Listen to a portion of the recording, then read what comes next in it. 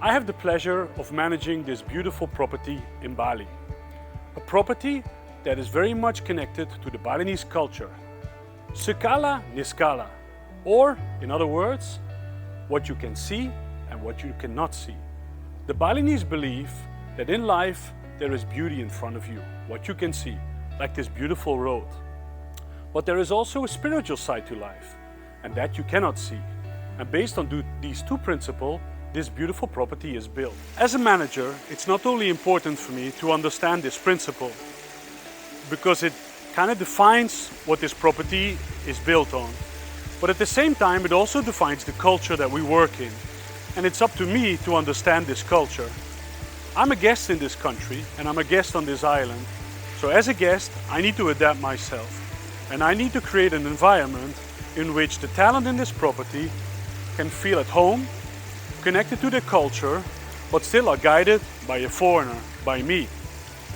I need to understand what they are saying, even if sometimes they are not saying it. Because the Balinese culture is definitely not as direct as the Dutch one.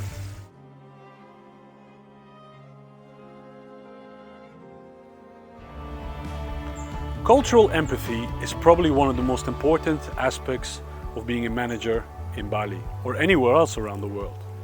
I need to understand where they are coming from. What is their culture? What is it all about? What are their habits and what are their beliefs? I think it's very easy to be disrespectful, sometimes even without knowing that you're disrespectful. So understanding them and being open-minded towards all of their habits, all of their differences, and all of the things that they're bringing to your table, I think is very, very important. Their food is different than what you are used to. Their beliefs are different than what you are used to. The way they deal with each other is different. But in the end, again, I'm a guest in their country. I'm here to lead them and not the other way around. I wanted to tell you a little bit of a story about a situation that happened to me before. In my previous property in Ubud, I opened the West End Hotel, and there was one side of the hotel, there were 3 suites located on top of each other. But the suites were always out of order. Cracks in the wall, windows kept breaking, AC was broken, mold on the ceiling. We couldn't occupy the suites. And I've been telling my engineers over and over again, please fix it and get them into the inventory. We're losing money. But they couldn't. So I thought, are they not motivated? They're not listening to me. Maybe they don't want to do what I tell them to do. Maybe they're upset about something. Or maybe there's something wrong. Maybe they're incompetent. I didn't know how to handle it. So my question to you, how would you have handled this situation? Look at this wall. Now you can see through it. And look at it now. Now you can't. Sekala Niskala. Remember? Seen and unseen.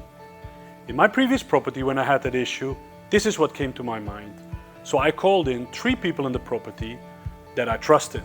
And I asked them, please investigate and tell me the truth. What is the real problem of these suites? Why are they not going back into the inventory? These 3 people called in a priest. And that priest came to the property and found the problem.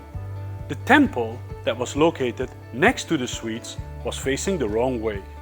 There is a volcano in Bali called Mount Agung, and all temples should be facing that mountain. Our temple was faced the wrong way, and that was the reason why my staff firstly didn't want to enter the room, and secondly believed that the suites were cursed. So I asked them for a solution, and the solution of them was move the temple around, call in the priest, ask forgiveness from the gods, and then the suites will be back into the inventory. This is what they believed. This is what they found as a solution. I have to respect it, and I did. I followed what my Balinese colleagues asked me to do, and eventually the problem was solved.